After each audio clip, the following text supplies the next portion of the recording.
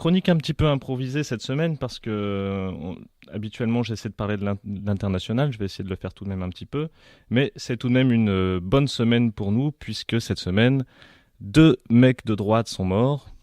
D'abord Jean d'Ormesson dans la nuit de lundi à mardi et ensuite évidemment Johnny Hallyday.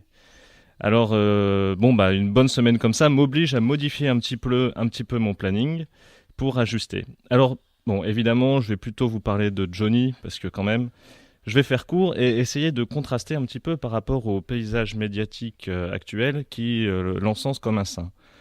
D'abord, en tant que musicien et un petit peu modeste artiste moi-même, je ne peux que rappeler ce qu'il y a de positif chez lui. D'abord, il ne faut pas oublier, donc un premier temps un petit peu positif, comme ça on ne me reprochera pas de... Il ne faut pas oublier d'abord que c'est un enfant de la balle. Un enfant de la balle, ça veut dire qu'il a grandi dans le spectacle tout petit. D'ailleurs, il est à moitié bâtard.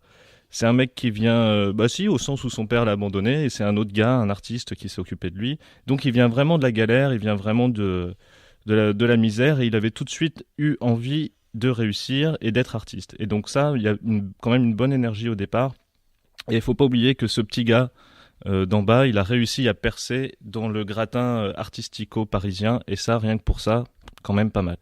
Ensuite, indépendamment de cette dimension sociologique, artistiquement, ça reste un très bon chanteur.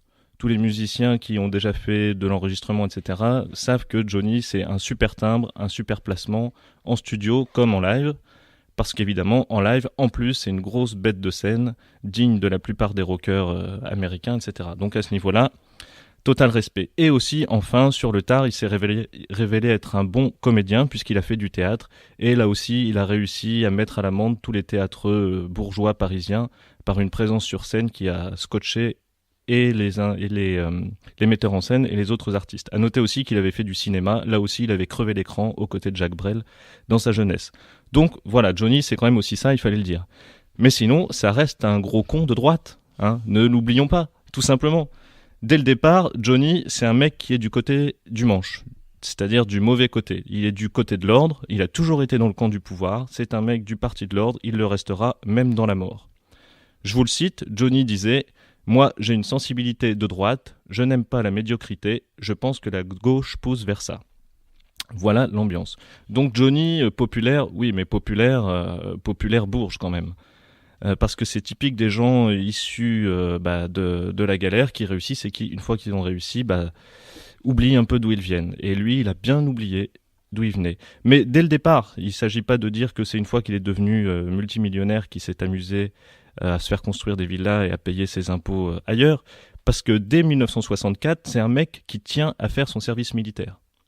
Donc on est un petit peu avant 68, où justement il y a tout un courant antimilitariste, déjà depuis la guerre, même depuis la Première Guerre mondiale. Mais lui non, lui c'est un mec, il est fier d'aller faire son service militaire. Et il veut se faire filmer. Et il se fait filmer au service militaire. Pourquoi ? Pour soigner son image et pour faire comme Elvis. Parce que évidemment son idole c'est Elvis. Donc Johnny c'est un mec qui a tout piqué, un mec qui a tout piqué au noir. Et donc il fait tout comme lui, c'est-à-dire par exemple il va se faire filmer en train de tenir un fusil à l'armée. Ensuite, Johnny, c'est un mec qui soutient les présidents de droite. À noter, par exemple, qu'en 74, il se balade avec sa copine Sylvie Vartan avec un t-shirt marqué Giscard à la barre. Donc Giscard, c'est le gars super insupportable qu'on voit tout le temps à la télé qui dit bonsoir, au revoir. Vous savez qu'il s'en va quand il démissionne. Bon, Johnny a été jusqu'à supporter ouvertement un mec comme ça. Ensuite, il a soutenu Chirac. Johnny Hallyday avait écrit et dit publiquement « On a tous en nous quelque chose de Jacques Chirac ». Moi, non, mais... donc il a été jusque-là. Et puis, par exemple, quand Chirac lui a demandé de soutenir le référendum sur la Constitution européenne, Johnny a obtempéré.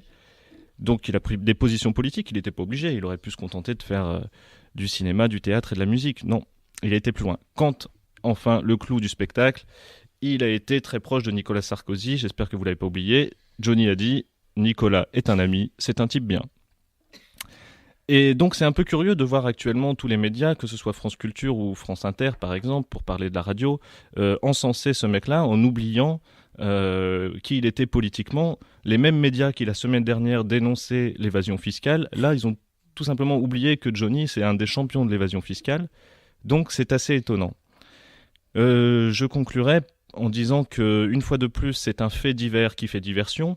Alors, ce qui est cool, c'est qu'il fait diversion de la mort d'un autre insignifiant qui est Jean d'Ormesson, qui va tomber dans l'oubli aussi vite que ses essais. Et il le savait très bien d'ailleurs, puisqu'il savait très bien qu'il n'aurait jamais la puissance après sa mort de quelqu'un comme Proust. Et bah, ça a duré à peine 3 jours, puisque 3 jours après qu'il était mort, on n'en parlait plus, puisqu'on a parlé de Johnny. Mais ça a fait pas seulement diversion de la mort de d'Ormesson, ça fait aussi diversion de choses un peu plus sérieuses qui se passent en ce moment même dans le monde arabe, puisque aujourd'hui, par exemple, il y a eu 17 personnes qui ont été blessées à Jérusalem, parce qu'une nouvelle intifada va sans doute commencer demain, et ça nous permet de faire le lien avec la première partie de notre émission de radio, où le camarade qui faisait un spectacle yiddish parlait de la nécessité de prendre les armes dans certaines conditions, comme l'ont fait par exemple le groupe Manoukian pendant la Seconde Guerre mondiale, un groupe de juifs et d'étrangers qui avaient pris les armes contre la police française et contre les nazis. Eh bien, c'est le même problème qui se pose actuellement à Jérusalem, puisque Donald Trump vient de déclarer de façon unilatérale la reconnaissance par les États-Unis de Jérusalem comme une capitale. Jérusalem qui a été annexée de façon militaire par Israël à partir de 67. Et donc, sans doute que demain, dans la foulée de la journée de la prière, va démarrer un grand cycle de violence dans le monde arabe. Et voici ce dont Johnny nous fait diversion.